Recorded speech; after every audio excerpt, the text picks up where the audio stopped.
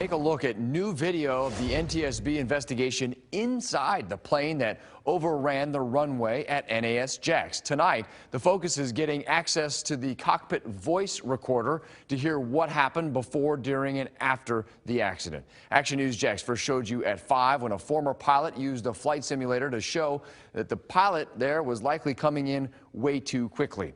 Action News Jax has full team coverage on the accident. New at 6, Action News Jax investigator Ben Becker is live in Mandarin. Ben, you spent hours digging into the last few minutes of contact between the control tower and the pilot before the landing. John, air traffic control and the pilot, we're trying to figure out how to land this jet, as you can see behind me, way across in the St. Johns River. Now, as we know right now, of course, it landed in big trouble. Is an associate professor of aviation at JU. See how fast we're floating down the runway here?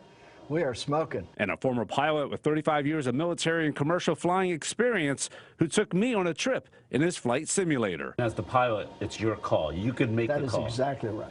I played audio for him that Action News Jax obtained between the pilot and air traffic control's approach tower 10 minutes before landing that described the stormy conditions. Both runways look pretty bad. It's showing moderate to heavy precipitation. The National Transportation Safety Board said the original plan was for the plane to land to the west on runway 28. But as the jet approached the area, the decision was made to switch directions and land to the east on runway 10. You want to try 110? I'll make you that. I'm sorry, which one? 10? Yeah, go ahead, let's do it. The question would have been at that point is, what's the tailwind?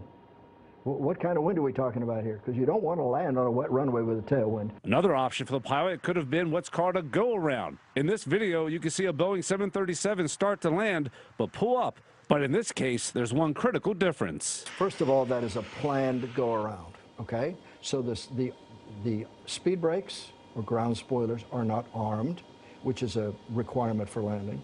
The auto brakes are not armed, which is also a requirement for a wet landing. Once you've touched down, you're pretty much committed. Now, ultimately, Zisco says the decision has to be made to land or not at about 1,000 feet. Reporting live, Ben Becker, CBS 47 Fox 30, Action News Jax.